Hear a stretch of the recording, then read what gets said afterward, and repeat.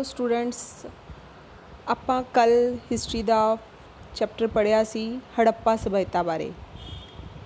ਅੱਜ ਆਪਾਂ next question ਉਹਨਾਂ ਦਾ ਪੜ੍ਹਾਂਗੇ, ਸਿੰਧੂ ਘਾਟੀ ਦੀ ਸਭਿਅਤਾ ਦਾ ਸਮਾਜਿਕ ਜੀਵਨ, ਧਾਰਮਿਕ ਜੀਵਨ ਅਤੇ ਰਾਜਨੀਤਿਕ ਅਤੇ ਆਰਥਿਕ ਜੀਵਨ ਬਾਰੇ। ਠੀਕ ਹੈ, ਇਹ ਕੁਐਸਚਨ ਅੱਜ ਆਪਾਂ ਰੀਡ ਕਰਾਂਗੇ।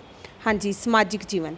ਹੜੱਪਾ ਸਭਿਅਤਾ ਵਿੱਚ ਸਿੰਧੂ ਘਾਟੀ ਦੀ ਸਭਿਅਤਾ ਦੀ ਖੁਦਾਈ ਤੋਂ ਆਪਾਂ ਨੂੰ ਇਹ ਪਤਾ ਲੱਗਦਾ ਹੈ ਵੀ ਉਹਨਾਂ ਦੀ ਜਿਹੜਾ ਸਮਾਜਿਕ ਜੀਵਨ ਦਾ ਨਾ ਚੱਲਣ ਸੀ ਜਾਂ ਜੋ ਵੀ ਸਮਾਜਿਕ ਜੀਵਨ ਦੇ ਵਿੱਚ ਉਹਨਾਂ ਦਾ ਕੰਮ ਸੀਗਾ, ਉਹ ਲੋਕ ਸਮਾਜਿਕ ਜੀਵਨ ਉਹਨਾਂ ਦਾ ਬਹੁਤ ਖੁਸ਼ਹਾਲ ਅਤੇ ਉੱਨਤ ਵਾਲਾ ਸੀ। ਠੀਕ ਹੈ, ਸਿੰਧੂ ਘਾਟੀ ਦੇ ਜਿਹੜੇ ਲੋਕਾਂ ਦੀ ਸਮਾਜਿਕ ਜੀਵਨ ਹੈ, ਉਹਨਾਂ ਦੀਆਂ ਜਿਹੜੀਆਂ ਵਿਸ਼ੇਸ਼ਤਾਵਾਂ ਨੇ ਉਹ ਥੱਲੇ ਦਿੱਤੀਆਂ ਗਈਆਂ, ਉਹ ਆਪਾਂ ਪੜ੍ਹਾਂਗੇ। ਸਭ ਤੋਂ ਪਹਿਲਾ ਪੁਆਇੰਟ ਆਪਣਾ ਬਣਦਾ ਹੈ ਪਰਿਵਾਰ। ਹਾਂਜੀ, ਸਿੰਧੂ ਘਾਟੀ ਦੇ ਸਭਿਅਤਾ ਦੇ ਲੋਕਾਂ ਦੇ ਸਮਾਜ ਦਾ ਜਿਹੜਾ ਪਰਿਵਾਰ ਸੀ ਉਹ ਇੱਕੋ ਇਕਾਈ ਦਾ ਪਰਿਵਾਰ ਸੀ। ਮਤਲਬ ਲੋਕੀ ਸਾਰੇ ਇਕੱਠੇ ਰਹਿੰਦੇ ਸਨ, ਉਹਨਾਂ ਵਿੱਚ ਕੋਈ ਮਤਭੇਦ ਨਹੀਂ ਸੀ ਵੀ ਇੱਥੋਂ ਦਾ ਲੋਕ ਐਵੇਂ ਰਹੇਗਾ ਜਾਂ ਇੱਥੋਂ ਦੇ ਧੀਆਂ ਪੁੱਤਰ ਐਵੇਂ ਰਹਿਣਗੇ। ਵੀ ਇੱਕ ਹੀ ਘਰ ਦੇ ਵਿੱਚ ਮਾਂ ਬਾਪ, ਭਰਾ ਭੈਣ ਅਤੇ ਧੀਆਂ ਪੁੱਤਰ ਆਦਿ ਸਾਰੇ ਇਕੱਠੇ ਰਹਿੰਦੇ ਸਨ। ਠੀਕ ਹੈ, ਸਿੰਧੂ ਘਾਟੀ ਦੀ ਸਭਿਅਤਾ ਦੇ ਵਿੱਚ ਔਰਤਾਂ ਦੀ ਮੂਰਤੀਆਂ ਦੇ ਆਧਾਰ 'ਤੇ ਇਹ ਅੰਦਾਜ਼ਾ ਲਗਾਉਂਦੇ ਹਾਂ ਆਪਾਂ ਵੀ ਉਹ ਔਰਤ ਪ੍ਰਧਾਨ ਸਮਾਜ ਸੀ। ਠੀਕ ਹੈ, ਵੀ ਔਰਤ ਨੂੰ ਦਰਜਾ ਪਹਿਲੇ ਨੰਬਰ 'ਤੇ ਦਿੱਤਾ ਜਾਂਦਾ ਸੀ ਪਰਿਵਾਰ ਦੇ ਵਿੱਚ। ਠੀਕ ਹੈ, ਸਮਾਜ ਵਿੱਚ ਔਰਤਾਂ ਦਾ ਬਹੁਤ ਹੀ ਮਹੱਤਵਪੂਰਨ ਸਥਾਨ ਪ੍ਰਾਪਤ ਹੁੰਦਾ ਹੈ। ਠੀਕ ਹੈ, ਪਰਿਵਾਰ ਦੇ ਵਿੱਚ। ਅੱਗੋਂ ਨੈਕਸਟ ਪੁਆਇੰਟ ਆਪਣਾ ਆ ਜਾਂਦਾ ਬੇਟੇ ਸੈਕਿੰਡ ਪੁਆਇੰਟ, ਸਮਾਜਿਕ ਵਰਗੀਕਰਨ। ਸਮਾਜਿਕ ਵਰਗੀਕਰਨ ਦੇ ਵਿੱਚ ਇਹ ਹੁੰਦਾ ਬੇਟੇ ਸਿੰਧੂ ਘਾਟੀ ਦੀ ਸਭਿਅਤਾ ਵਿੱਚ ਸਮਾਜ ਨੂੰ ਕਿੰਨੇ ਵਰਗਾਂ ਵਿੱਚ ਵੰਡਿਆ ਗਿਆ ਸੀਗਾ। ਠੀਕ ਹੈ, ਇਹਨਾਂ ਦੀ ਇਹ ਵਰਗ ਸਨ ਸ਼ਾਸਕ ਵਰਗ, ਅਮੀਰ ਵਰਗ, ਮੱਧ ਵਰਗ ਅਤੇ ਹੇਠਲਾ ਵਰਗ। ਮਤਲਬ ਇਹਨਾਂ ਸਮਾਜ ਨੂੰ ਆਪਾਂ 4 ਭਾਗਾਂ ਦੇ ਵਿੱਚ ਵੰਡਿਆ ਗਿਆ ਸੀਗਾ, ਸ਼ਾਸਕ ਵਰਗ, ਅਮੀਰ ਵਰਗ, ਮੱਧ ਵਰਗ ਅਤੇ ਹੇਠਲਾ ਵਰਗ। ਠੀਕ ਹੈ, ਅਲੱਗ ਅਲੱਗ ਤਰ੍ਹਾਂ ਦੇ ਲੋਕ ਰਹਿੰਦੇ ਸਨ, ਜਿਵੇਂ ਅਮੀਰ ਵਰਗ ਦੇ ਵਿੱਚ ਵਪਾਰੀ ਆ ਗਏ, ਕਾਰੀਗਰ ਆ ਗਏ, ਮੱਧ ਵਰਗ ਦੇ ਵਿੱਚ ਕਿਸਾਨ ਆ ਗਏ, ਅਤੇ ਜਿਹੜਾ ਨੀਚੇ ਵਾਲਾ ਪਰਿਵਾਰ ਸੀਗਾ ਹੇਠਲਾ ਵਰਗ, ਉਹਦੇ ਵਿੱਚ ਮਜ਼ਦੂਰ ਲੋਕ ਆ ਗਏ, ਚਾਰਵਾਹੇ ਲੋਕ ਆ ਗਏ ਜਾਂ ਗੁਲਾਮ ਲੋਕ ਜੋ ਕਿਸੇ ਦੇ ਹੇਠ ਨੌਕਰੀ ਕਰਦੇ ਸਨ। ਉਹ 3-4 ਵਰਗਾਂ ਦੇ ਵਿੱਚ ਇਹਨੂੰ ਵੰਡਿਆ ਜਾਂਦਾ ਸੀ। ਅੱਗੋਂ ਆ ਜਾਂਦਾ ਸੀ ਬੇਟੇ ਨੈਕਸਟ ਪੁਆਇੰਟ ਆਪਣਾ ਆ ਜਾਂਦਾ ਭੋਜਨ। ਹਾਂਜੀ, ਉਹ ਕਿਸ ਤਰ੍ਹਾਂ ਦਾ ਭੋਜਨ ਕਰਦੇ ਸਨ। ਠੀਕ ਹੈ, ਉਹ ਕਿਸ ਤਰ੍ਹਾਂ ਦਾ ਭੋਜਨ ਕਰਦੇ ਸਨ। ਜਿਹੜੇ ਸਿੰਧੂ ਘਾਟੀ ਦੇ ਸਭਿਅਤਾ ਸੀ ਉਹ ਖਾਣ ਪੀਣ ਦੇ ਬਹੁਤ ਸ਼ੌਕੀਨ ਸਨ। ਮਤਲਬ ਚਾਵਲ, ਕਣਕ, ਦੁੱਧ, ਦਹੀਂ, ਮੱਖਣ, ਹਰੀਆਂ ਸਬਜ਼ੀਆਂ, ਮਤਲਬ ਇਹਨਾਂ ਦੀ ਬਹੁਤ ਵਰਤੋਂ ਕਰਦੇ ਸਨ। ਠੀਕ ਹੈ, ਉਹਨਾਂ ਨੂੰ ਫਰੂਟ ਖਾਣ ਦਾ ਵੀ ਬਹੁਤ ਸ਼ੌਂਕ ਸੀਗਾ, ਔਰ ਇੱਕ ਤੇਜ਼ ਮਸਾਲਿਆਂ ਵਾਲਾ ਖਾਣਾ ਪਸੰਦ ਕਰਦੇ ਸਨ ਸਿੰਧੂ ਘਾਟੀ ਦੇ ਸਭਿਅਤਾ ਦੇ ਵਿੱਚ ਲੋਕ। ਠੀਕ ਹੈ, ਉਹ ਨੋਨ ਵੈਜੀਟੇਰੀਅਨ ਵੀ ਸੀ, ਮਾਸ ਖਾਣਾ ਵੀ ਪਸੰਦ ਕਰਦੇ ਸਨ, ਅਤੇ ਕਈ ਲੋਕ ਵੈਜੀਟੇਰੀਅਨ ਵੀ ਸੀ। ਠੀਕ ਹੈ, ਉਹ ਦੋਵੇਂ ਤਰ੍ਹਾਂ ਦੇ ਲੋਕ ਇਸ ਸਮਾਜ ਦੇ ਵਿੱਚ ਰਹਿੰਦੇ ਸਨ। ਨੈਕਸਟ ਪੁਆਇੰਟ ਆ ਜਾਂਦਾ ਬੇਟੇ ਕੱਪੜੇ। ਕਿਵੇਂ ਦੇ ਉਹ ਕੱਪੜੇ ਪਹਿਨਦੇ ਸਨ। ਸਿੰਧੂ ਘਾਟੀ ਦੀ ਸਭਿਅਤਾ ਦੇ ਜਿਹੜੇ ਲੋਕ ਸੀਗੇ ਉਹ ਕਿਸ ਕਿਸਮ ਦੇ ਕੱਪੜੇ, ਮਤਲਬ ਕਿਹੜੇ ਟਾਈਪ ਦੇ ਉਹ ਕੱਪੜੇ ਪਹਿਨਦੇ ਸਨ। ਉਹ ਕਿਹੜੇ ਟਾਈਪ ਦੇ ਕੱਪੜੇ ਪਹਿਨਦੇ ਸਨ। ਉਹਨਾਂ ਨੂੰ ਹਾਰ ਸ਼ਿੰਗਾਰ ਦਾ ਬਹੁਤ ਸ਼ੌਂਕ ਸੀ, ਵੀ ਤਿਆਰ ਹੋਣ ਦਾ ਉਹਨਾਂ ਨੂੰ ਬਹੁਤ ਸ਼ੌਂਕ ਸੀ। ਠੀਕ ਹੈ, ਔਰਤਾਂ ਅਤੇ ਮਤਲਬ ਲੇਡੀਜ਼ ਅਤੇ ਜੈਂਟਸ ਦੇ ਵਿੱਚ ਕੋਈ ਇੰਨਾ ਫਰਕ ਨਹੀਂ ਸੀਗੀ ਵੀ ਉਹ ਕਿਵੇਂ ਦੇ ਕੱਪੜੇ ਪਾਉਣ। ਜਿਹੜੇ ਔਰਤਾਂ ਸੀਗੀਆਂ ਉਹ ਲਹਿੰਗਾ ਪਾਉਂਦੀਆਂ ਸਨ, ਅਤੇ ਜਿਹੜੇ ਜੈਂਟਸ ਸੀਗੇ ਉਹ ਕੀ ਪਾਉਂਦੇ ਸਨ, ਕੁੜਤੇ ਪਜਾਮੇ ਪਾਉਂਦੇ ਸਨ ਜਾਂ ਕੁੜਤਾ ਧੋਤੀ ਪਾਉਂਦੇ ਸਨ। ਠੀਕ ਹੈ, ਇਹਨਾਂ ਲੋਕਾਂ ਮਤਲਬ ਸੂਟ, ਮਤਲਬ ਕਾਟਨ ਦੇ ਕੱਪੜੇ ਪਾਉਣਾ ਵੀ ਇਹਨਾਂ ਨੂੰ ਅੱਛਾ ਲੱਗਦਾ ਸੀ। ਠੀਕ ਹੈ, ਔਰ ਅੱਗੋਂ ਆ ਜਾਂਦਾ ਬੇਟੇ ਨੈਕਸਟ ਪੁਆਇੰਟ ਫਿਫਥ ਪੁਆਇੰਟ ਗਹਿਣੇ। ਹਾਂਜੀ, ਮੈਂ ਅੱਗੇ ਵੀ ਤੁਹਾਨੂੰ ਕੱਲ੍ਹ ਵੀ ਇਹ ਪੁਆਇੰਟ ਦੇ ਵਿੱਚ ਦੱਸਿਆ ਸੀ ਵੀ ਸਿੰਧੂ ਘਾਟੀ ਦੇ ਜਿਹੜੇ ਲੋਕ ਸੀਗੇ ਉਹ ਭਾਵੇਂ ਪੁਰਸ਼ ਹੋਵੇ, ਭਾਵੇਂ ਲੇਡੀ ਹੋਵੇ, ਭਾਵੇਂ ਜੈਂਟਸ ਹੋਵੇ, ਉਹਨਾਂ ਨੂੰ ਗਹਿਣਿਆਂ ਦਾ ਬਹੁਤ ਸ਼ੌਂਕ ਸੀਗਾ। ਉਹ ਹਾਥੀ ਦੰਦ ਦੇ ਬਣੇ ਹੋਏ ਗਹਿਣੇ, ਬਹੁਤ ਹੀ ਕੀਮਤੀ ਪੱਥਰ ਦੇ ਬਣੇ ਹੋਏ ਗਹਿਣੇ ਉਹ ਪਾਉਂਦੇ ਸਨ। ਉਹਨਾਂ ਨੂੰ ਇਸ ਚੀਜ਼ਾਂ ਦਾ ਬਹੁਤ ਸ਼ੌਂਕ ਸੀ। ਨੈਕਸਟ ਪੁਆਇੰਟ ਆ ਜਾਂਦਾ ਬੇਟੇ ਹਾਰ ਸ਼ਿੰਗਾਰ। ਹਾਂਜੀ, ਉਹਨਾਂ ਨੂੰ ਹਾਰ ਸ਼ਿੰਗਾਰ, ਉਹਨਾਂ ਨੂੰ ਤਿਆਰ ਹੋਣਾ, ਅਲੱਗ-ਅਲੱਗ ਤਰ੍ਹਾਂ ਦੇ ਜੁੱਤੇ ਪਾਉਣਾ, ਅਲੱਗ-ਅਲੱਗ ਤਰ੍ਹਾਂ ਦੇ ਮਤਲਬ ਆਪਣੇ ਕੋਸਮੈਟਿਕਸ ਦੀ ਵਰਤੋਂ ਕਰਨਾ ਜਾਂ ਅਲੱਗ-ਅਲੱਗ ਤਰ੍ਹਾਂ ਦੀਆਂ ਆਪਣੀ ਜਵੈਲਰੀਜ਼ ਡਾਲਣੀਆਂ। ਠੀਕ ਹੈ, ਉਹਨਾਂ ਨੂੰ ਇਸ ਚੀਜ਼ਾਂ ਦਾ ਬਹੁਤ ਸ਼ੌਂਕ ਸੀ ਸਿੰਧੂ ਘਾਟੀ ਦੀ ਸਭਿਅਤਾ ਦੇ ਲੋਕਾਂ ਨੂੰ। ਨੈਕਸਟ ਪੁਆਇੰਟ ਆ ਜਾਂਦਾ ਮਨੋਰੰਜਨ। ਉਹ ਮਨੋਰੰਜਨ ਨੂੰ ਵੀ ਪਹਿਲੇ ਥਾਂ 'ਤੇ ਰੱਖਦੇ ਸਨ। ਸਿੰਧੂ ਘਾਟੀ ਦੇ ਲੋਕ ਬਹੁਤ ਹੀ ਐਸ਼ਪ੍ਰਸਤ ਸਨ, ਵੀ ਆਪਣੇ ਇੰਜੋਇਮੈਂਟ ਨੂੰ ਸਭ ਤੋਂ ਪਹਿਲਾ ਸਥਾਨ ਦਿੰਦੇ ਸਨ। ਕਿਵੇਂ ਤਰ੍ਹਾਂ ਦਾ ਵੀ ਉਹਨਾਂ ਨੂੰ ਖੇਡੇ ਰਹਿਣ ਦਾ ਵੀ ਬਹੁਤ ਸ਼ੌਂਕ ਸੀ। ਵੱਖ-ਵੱਖ ਸਾਧਨਾਂ ਨਾਲ ਆਪਣਾ ਮਤਲਬ ਇੰਜੋਇਮੈਂਟ ਕਰਦੇ ਸਨ। ਕਿੱਦਾਂ ਕਰਦੇ ਸਨ ਵੀ ਮੱਛੀਆਂ ਫੜਨਾ, ਪਸ਼ੂਆਂ ਨੂੰ ਪਾਲਣਾ, ਉਹਨਾਂ ਦੀ ਆਪਸਾਂ ਵਿੱਚ ਲੜਾਈ ਕਰਵਾਉਣੀ। ਠੀਕ ਹੈ, ਇਸ ਤਰ੍ਹਾਂ ਦੇ। ਅੱਗੋਂ ਉਹਨਾਂ ਨੂੰ ਢੋਲ, ਮਤਲਬ ਵਜਾਣੇ, ਲੋਕਾਂ ਦੇ ਨਾਚ ਸੰਗੀਤ ਵਿੱਚ ਬਹੁਤ ਜ਼ਿਆਦਾ ਇੰਟਰਸਟ ਸੀਗਾ। ਇਸ ਤਰ੍ਹਾਂ ਦੀ ਚੀਜ਼ਾਂ ਵਿੱਚ ਉਹ ਬਹੁਤ ਜ਼ਿਆਦਾ ਰੁਚੀ ਰੱਖਦੇ ਸਨ। ਨੈਕਸਟ ਆ ਜਾਂਦਾ ਬੇਟਾ 8th ਪੁਆਇੰਟ ਮੁਰਦਿਆਂ ਦਾ ਸੰਸਕਾਰ। ਹਾਂਜੀ, ਇਹ ਮੇਨ ਪੁਆਇੰਟ ਆਪਾਂ ਕੱਲ੍ਹ ਵੀ ਪੜ੍ਹਿਆ ਸੀਗਾ। ਸਿੰਧੂ ਘਾਟੀ ਦੀ ਸਭਿਅਤਾ ਵਿੱਚ ਲੋਕਾਂ ਨੂੰ ਮੁਰਦਿਆਂ ਦੇ ਨਿਪਟਾਰੇ ਲਈ 3 ਪ੍ਰਥਾਵਾਂ ਮਤਲਬ 3 ਤਰੀਕਿਆਂ ਨਾਲ ਉਹਨਾਂ ਦਾ ਸੰਸਕਾਰ ਕੀਤਾ ਜਾਂਦਾ ਸੀ। ਵੀ ਇੱਕ ਤਾਂ ਉਹਨਾਂ ਨੂੰ ਮੁਰਦੇ ਨੂੰ ਪੂਰੀ ਤਰ੍ਹਾਂ ਜਲਾ ਦਿੱਤਾ ਜਾਂਦਾ ਸੀ। ਫਿਰ ਉਹਦੇ ਵਿੱਚ ਉਹ ਜਦੋਂ ਸੁਆਹ ਬਣ ਜਾਂਦੀ ਸੀ ਤਾਂ ਉਹਨਾਂ ਨੂੰ ਇੱਕ ਬਰਤਨ ਦੇ ਵਿੱਚ ਪਾ ਕੇ ਉਹਨੂੰ ਦਬਾ ਵੀ ਦਿੱਤਾ ਜਾਂਦਾ ਸੀ ਜਾਂ ਉਹਨੂੰ ਸਿੱਧਾ ਜ਼ਮੀਨ ਦੇ ਵਿੱਚ ਦਫਨਾ ਦਿੱਤਾ ਜਾਂਦਾ ਸੀ। ਹਾਂਜੀ, ਇਹ ਆਪਣਾ ਆ ਗਿਆ ਬੇਟੇ 8 ਪੁਆਇੰਟ ਜਿਹੜੇ ਹੈਗੇ ਨੇ ਉਹ ਆ ਗਏ ਸਮਾਜਿਕ ਜੀਵਨ ਦੇ, ਵੀ ਸਮਾਜ ਦੇ ਵਿੱਚ ਉਹਨਾਂ ਦਾ ਸਮਾਜਿਕ ਜੀਵਨ ਕਿਵੇਂ ਦਾ ਸੀ। ਨੈਕਸਟ ਪੁਆਇੰਟ ਆਪਣਾ ਆ ਜਾਂਦਾ ਮੇਨ ਪੁਆਇੰਟ ਧਾਰਮਿਕ ਜੀਵਨ, ਵੀ ਉਹਨਾਂ ਦਾ ਧਾਰਮਿਕ ਜੀਵਨ ਕੀ ਸੀ, ਉਹ ਕਿਹਨਾਂ ਤੇ ਕਿਹੜੇ ਕਿਹੜੇ ਧਰਮਾਂ ਦੀ ਉਹ ਪੂਜਾ ਕਰਦੇ ਸਨ, ਕਿਹਨਾਂ ਵਿੱਚ ਉਹ ਵਿਸ਼ਵਾਸ ਕਰਦੇ ਸਨ। ਸਿੰਧੂ ਘਾਟੀ ਦੇ ਲੋਕਾਂ ਦੇ ਜਿਹੜੇ ਧਾਰਮਿਕ ਜੀਵਨ ਸੀ ਉਹ ਕਿਵੇਂ ਦਾ ਸੀ। ਹਾਂਜੀ, ਸਭ ਤੋਂ ਪਹਿਲਾ ਪੁਆਇੰਟ ਆ ਜਾਂਦਾ ਦੇਵੀ ਮਾਂ ਦੀ ਪੂਜਾ। ਹਾਂਜੀ, ਉਹ ਦੇਵਤਾ ਮਾਂ ਨੂੰ ਬਹੁਤ ਪੂਜਦੇ ਸਨ। ਉਹ ਮੋਹਰਾਂ ਅਤੇ ਤਵੀਜ਼ਾਂ ਉੱਪਰ ਬਹੁਤ ਵਿਸ਼ਵਾਸ ਰੱਖਦੇ ਸਨ। ਉਹ ਧੂਫ ਵੀ ਜਗਾਉਂਦੇ ਸਨ, ਦੀਵੇ ਵੀ ਜਗਾਉਂਦੇ ਸਨ, ਮਾਂ ਦੀ ਪੂਜਾ ਦੀ ਆਰਤੀ ਵੀ ਕਰਦੇ ਸਨ। ਨੈਕਸਟ ਪੁਆਇੰਟ ਆ ਜਾਂਦਾ ਬੇਟੇ ਸ਼ਿਵਜੀ ਦੀ ਪੂਜਾ। ਉਹ ਸ਼ਿਵਜੀ ਨੂੰ ਵੀ ਮੰਨਦੇ ਸਨ ਸਿੰਧੂ ਘਾਟੀ ਦੇ ਸਭਿਅਤਾ ਦੇ ਲੋਕ। ਹਾਂਜੀ, ਕਿੱਦਾਂ ਸਿੰਧੂ ਘਾਟੀ ਦੀ ਸਭਿਅਤਾ ਸ਼ਿਵਜੀ ਨੂੰ ਮੰਨਦੇ ਸਨ, ਮਤਲਬ ਉਹ ਕੁਛ ਆਪਾਂ ਨੂੰ ਉਹਨਾਂ ਦੀਆਂ ਜਿਹੜੀਆਂ ਚੀਜ਼ਾਂ ਤੋਂ ਪਤਾ ਲੱਗਦਾ ਹੈ ਵੀ ਸਿੰਧੂ ਘਾਟੀ ਦੇ ਲੋਕਾਂ ਦੇ ਵਿੱਚ ਦੇਵਤੇ ਦੀ ਪੂਜਾ ਨੂੰ ਮੁੱਖ ਰੱਖਿਆ ਜਾਂਦਾ ਸੀ। ਦੇਵੀ ਦੇਵਤੇ ਦੇ ਪੂਜਾ ਨੂੰ ਬਹੁਤ ਮੁੱਖ ਰੱਖਦੇ ਸਨ। ਉਹਨਾਂ ਦੇ ਕਈ ਚੀਜ਼ਾਂ ਤੋਂ ਆਪਾਂ ਨੂੰ ਤ੍ਰਿਸ਼ੂਲ ਦੇ ਨਿਸ਼ਾਨ ਮਿਲਦੇ ਨੇ ਜਾਂ ਕੋਈ ਪਸ਼ੂਪਤੀ ਯੋਗ ਵੇਸ਼ ਜਾਂ ਐਵੇਂ ਤਰ੍ਹਾਂ ਦੇ ਲੋਕ ਦੇ ਮਤਲਬ ਨਿਸ਼ਾਨ ਮਿਲਦੇ ਨੇ, ਜਿੱਥੋਂ ਆਪਾਂ ਨੂੰ ਪਤਾ ਲੱਗਦਾ ਵੀ ਉਹ ਸ਼ਿਵ ਜੀ ਦੀ ਪੂਜਾ ਨੂੰ ਵੀ ਮਾਨਤਾ ਦਿੰਦੇ ਸਨ। ਨੈਕਸਟ ਪੁਆਇੰਟ ਆ ਜਾਂਦਾ ਪਸ਼ੂਆਂ ਦੀ ਪੂਜਾ। ਹਾਂਜੀ, ਕਈ ਸਿੰਧੂ ਘਾਟੀ ਦੀ ਸਭਿਅਤਾ ਦੇ ਵਿੱਚ ਜਿਹੜੇ ਲੋਕ ਸਨ ਉਹ ਪਸ਼ੂਆਂ ਦੀ ਪੂਜਾ ਵੀ ਕਰਦੇ ਸਨ। ਸਿੰਧੂ ਘਾਟੀ ਦੀ ਸਭਿਅਤਾ ਦੇ ਵਿੱਚ ਕਈ ਮੋਹਰਾਂ ਤਵੀਜ਼ਾਂ ਤੋਂ ਆਪਾਂ ਨੂੰ ਇਹ ਪਤਾ ਲੱਗਦਾ ਹੈ ਵੀ ਉਹ ਕਈ ਕਿਸਮਾਂ ਦੇ ਪਸ਼ੂਆਂ ਦੀ ਪੂਜਾ ਵੀ ਕਰਦੇ ਸਨ। ਮਤਲਬ ਉਹਨਾਂ ਨੇ ਕਈਆਂ ਨੇ ਨਾ ਆਪਣੇ ਆਪਣੇ ਗਲੇ ਦੇ ਵਿੱਚ ਕਈਆਂ ਦੇ ਚਿੰਨ੍ਹ ਮਿਲਦੇ ਨੇ ਜਾਂ ਕਈਆਂ ਦੀ ਸ਼ਕਲ ਮਨੁੱਖ ਅਤੇ ਪਸ਼ੂਆਂ ਦਾ ਮਿਸ਼ਰਣ ਸੀਗਾ। ਮਤਲਬ ਕਈ ਅਜਿਹੀਆਂ ਚੀਜ਼ਾਂ ਤੋਂ ਆਪਾਂ ਨੂੰ ਪਤਾ ਲੱਗਦਾ ਵੀ ਉਹ ਦੇਵੀ ਦੇਵਤਿਆਂ ਦੀ ਪੂਜਾ ਪਸ਼ੂਆਂ ਨੂੰ ਸਮਝ ਕੇ ਕਰਦੇ ਸਨ। ਠੀਕ ਹੈ, ਰੁੱਖਾਂ ਦੀ ਪੂਜਾ। ਨੈਕਸਟ ਪੁਆਇੰਟ ਆ ਜਾਂਦਾ ਰੁੱਖਾਂ ਦੀ ਪੂਜਾ। ਸਿੰਧੂ ਘਾਟੀ ਦੇ ਜਿਹੜੇ ਲੋਕ ਸੀ ਉਹ ਰੁੱਖਾਂ ਦੀ ਪੂਜਾ ਵੀ ਕਰਦੇ ਸਨ। ਮਤਲਬ ਕੋਈ ਕਹਿ ਲਓ ਵੀ ਜਿਵੇਂ ਜੰਡੀ ਪੂਜਦੇ ਸਨ ਜਾਂ ਨਿੰਮ ਨੂੰ ਪੂਜਦੇ ਸਨ, ਕਿੱਕਰ ਨੂੰ ਪੂਜਦੇ ਸਨ, ਇਹਨਾਂ ਰੁੱਖਾਂ ਦੀ ਵੀ ਉੱਥੇ ਸਿੰਧੂ ਘਾਟੀ ਦੇ ਲੋਕ ਪੂਜਾ ਕਰਦੇ ਸਨ।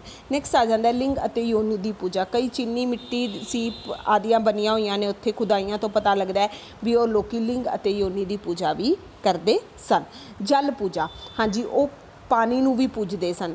ਇਸ਼ਨਾਨ ਘਰਾਂ ਤੋਂ ਇਸ ਗੱਲ ਦਾ ਪਤਾ ਲੱਗਦਾ ਆਪਾਂ ਨੂੰ ਵੀ ਕਈ ਲੋਕ ਵੱਡੀ ਗਿਣਤੀ ਦੇ ਵਿੱਚ ਇਸ਼ਨਾਨ ਘਰਾਂ ਵਿੱਚ ਇਸ਼ਨਾਨ ਕਰਦੇ ਸਨ। ਪਾਣੀ ਨੂੰ ਸ਼ੁੱਧਤਾ ਅਤੇ ਸਫਾਈ ਦਾ ਪ੍ਰਤੀਕ ਮੰਨਿਆ ਜਾਂਦਾ ਸੀ। ਇਹ ਤੋਂ ਪਤਾ ਲੱਗਦਾ ਸੀ ਵੀ ਉਹ ਜਲ ਦੀ ਪੂਜਾ ਵੀ ਕਰਦੇ ਨੇ। ਨੈਕਸਟ ਪੁਆਇੰਟ ਆ ਜਾਂਦਾ ਬੇਟੇ 7th ਪੁਆਇੰਟ ਸੂਰਜ ਪੂਜਾ। ਹਾਂਜੀ, ਉਹ ਸੂਰਜ ਨੂੰ ਵੀ ਮਤਲਬ ਮੱਥਾ ਟੇਕਦੇ ਸਨ। ਸਵੇਰੇ ਸਵਾਸਤਿਕ ਅਤੇ ਚੱਕਰ ਦੇ ਚਿੱਤਰ ਤੋਂ ਆਪਾਂ ਨੂੰ ਇਹ ਅੰਕਿਤ ਹੁੰਦਾ ਹੈ ਵੀ ਉਹ ਸੂਰਜ ਨੂੰ ਵੀ ਪ੍ਰਤੀਕ ਮੰਨਦੇ ਸਨ, ਵੀ ਸੂਰਜ ਨੂੰ ਪਾਣੀ ਚੜਾਉਂਦੇ ਸਨ। ਕਈ ਤਰ੍ਹਾਂ ਦੇ ਲੋਕ ਐਵੇਂ ਦੀ ਪੂਜਾ ਵੀ ਕਰਦੇ ਸਨ। ਸੱਪਾਂ ਦੀ ਪੂਜਾ ਵੀ ਕਰਦੇ ਸਨ। ਦੇਵੀ ਦੇਵਤੇ ਉਹਨਾਂ ਨੂੰ ਮੰਨਦੇ ਸਨ। ਠੀਕ ਹੈ, ਜਾਦੂ ਟੋਨਿਆਂ ਦੇ ਵਿੱਚ ਵੀ ਉਹ ਲੋਕ ਵਿਸ਼ਵਾਸ ਰੱਖਦੇ ਸਨ। ਕੁਝ ਹੋਰ ਧਾਰਮਿਕ ਵਿਸ਼ਵਾਸ ਵੀ ਉਹ ਕਰਦੇ ਸਨ। ਕੁਝ ਹੋਰ ਧਾਰਮਿਕ ਵਿਸ਼ਵਾਸ ਵਿੱਚ ਆਪਾਂ ਕੀ ਕਰਦੇ ਹਾਂ ਵੀ ਉਹ ਅੱਗ ਦੀ ਪੂਜਾ ਵੀ ਕਰਦੇ ਸਨ। ਧਾਰਮਿਕ ਮੌਕਿਆਂ 'ਤੇ ਉਹ ਨਾਚ ਗਾਣੇ ਦੀ ਪ੍ਰਥਾ ਵੀ ਉਹਨਾਂ ਦੀ ਪ੍ਰਚਲਿਤ ਸੀ। ਕਈ ਤਰ੍ਹਾਂ ਦੇ ਜੀਵਨ ਨਿਵਾਸੀ ਮਰਨ ਤੋਂ ਪਿੱਛੋਂ ਕਈ ਤਰ੍ਹਾਂ ਦੇ ਉਹ ਜੀਵਨ ਵਿਸ਼ਵਾਸ ਰੱਖਦੇ ਸਨ।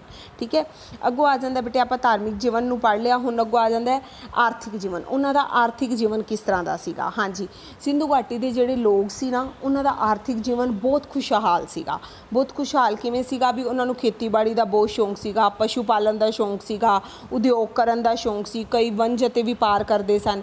ਖੇਤੀਬਾੜੀ ਫਸਟ ਪੁਆਇੰਟ ਹੈ। ਖੇਤੀਬਾੜੀ ਕੀ ਸੀਗਾ, ਸਿੰਧੂ ਘਾਟੀ ਦਾ ਜਿਹੜਾ ਮੇਨ ਕਿੱਤਾ ਸੀ ਜਾਂ ਮੇਨ ਕੰਮ ਸੀ ਉਹ ਕਿਹੜਾ ਸੀ, ਖੇਤੀਬਾੜੀ। ਠੀਕ ਹੈ, ਇਸ ਦਾ ਇਹ ਕਾਰਨ ਮੰਨਿਆ ਜਾਂਦਾ ਹੈ ਵੀ ਲੋਕ ਸਿੰਚਾਈ ਲਈ ਪਾਣੀ ਦੀ ਕੋਈ ਘਾਟ ਨਹੀਂ ਸੀ। ਉਹ ਬੜੇ ਹੀ ਮਤਲਬ ਬੜੇ ਵਧੀਆ ਹੱਲਾਂ ਨਾਲ, ਬੜੇ ਵਧੀਆ ਇੰਸਟਰੂਮੈਂਟ ਨਾਲ ਆਪਣੀ ਖੇਤੀਬਾੜੀ ਕਰਦੇ ਸਨ।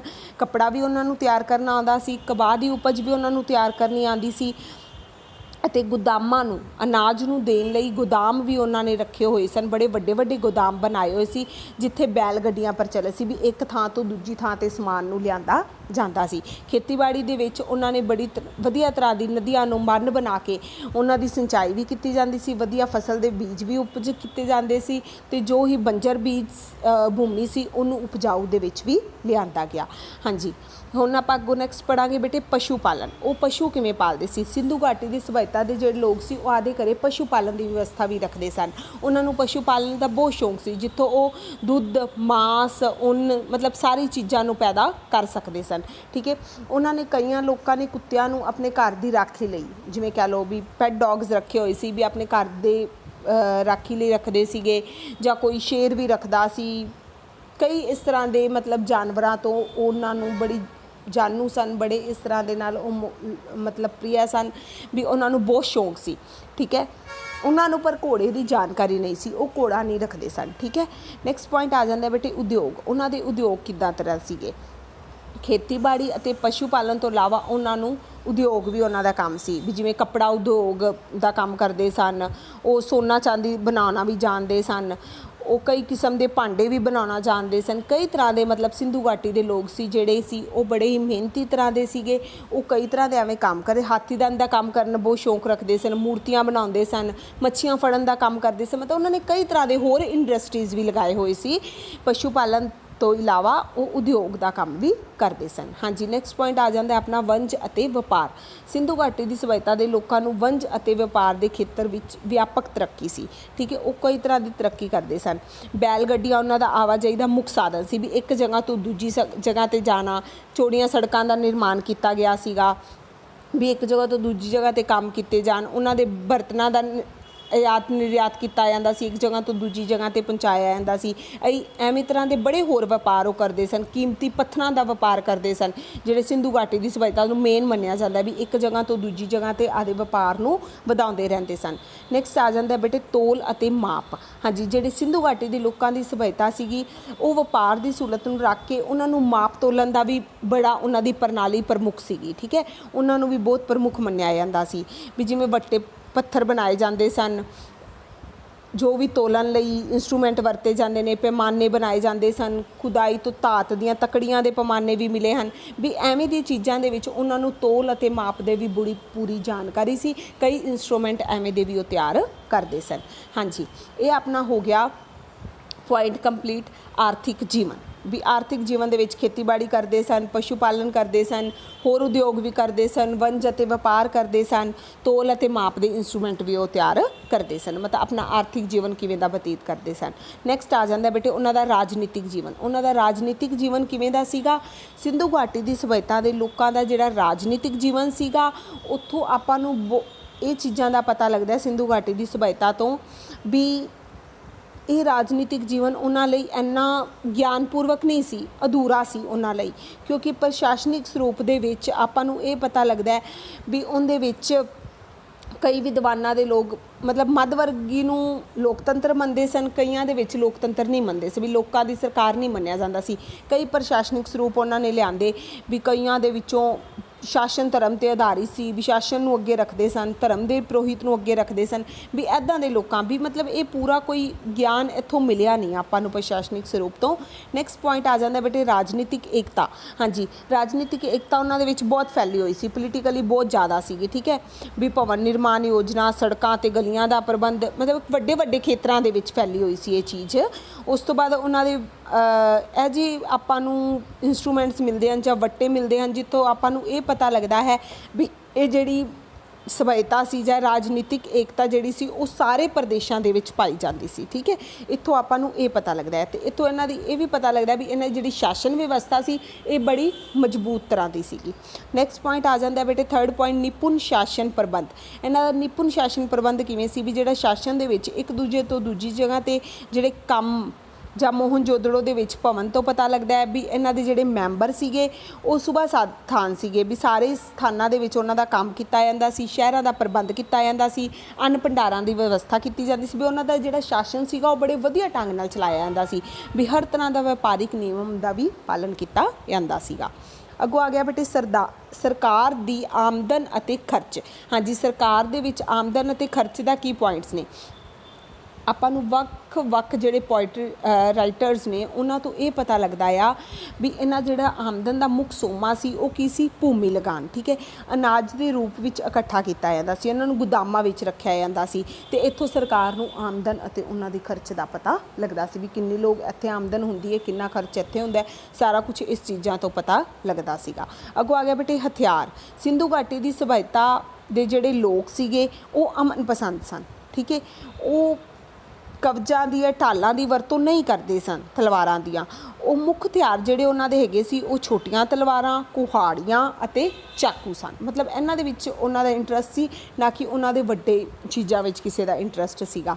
ਚੰਗੇ ਹਥਿਆਰਾਂ ਦੀ ਅਣਹੋਂਦ ਦਾ ਕਾਰਨ ਇਹ ਸੀ ਵੀ ਉਹ ਹਮਲੇ ਨਹੀਂ ਕਰਦੇ ਸਨ, ਆਰਿਆਂ ਦੀ ਤਰ੍ਹਾਂ ਉਹ ਹਮਲੇ ਨਹੀਂ ਕਰਦੇ ਸਨ, ਉਹਨਾਂ ਨੂੰ ਹਮਲੇ ਕਰਨ ਦਾ ਸ਼ੌਂਕ ਨਹੀਂ ਸੀ, ਵੀ ਲੜਾਈਆਂ ਲੜੂਈਆਂ 'ਚ ਪੈਣ ਦਾ ਉਹਨਾਂ ਨੂੰ ਸ਼ੌਂਕ ਨਹੀਂ ਸੀ। ਹਾਂਜੀ ਬੇਟੇ, ਇਹ ਆਪਣਾ ਕੁਐਸਚਨ ਕੰਪਲੀਟ ਹੁੰਦਾ ਹੈ। ਸਿੰਧੂ ਘਾਟੀ ਦੇ ਵਿੱਚ ਧਾਰਮਿਕ, ਆਰਥਿਕ ਅਤੇ ਰਾਜਨੀਤਿਕ ਜੀਵਨ ਅਤੇ ਸਮਾਜਿਕ ਜੀਵਨ ਦਾ ਕੀ ਰੋਲ ਹੈ। ਠੀਕ ਹੈ, ਹੁਣ ਇਹ ਤੁਸੀਂ ਸਭ ਨੇ ਕੁਐਸਚਨ ਰੀਡ ਕਰਨਾ ਹੈ। Okay student.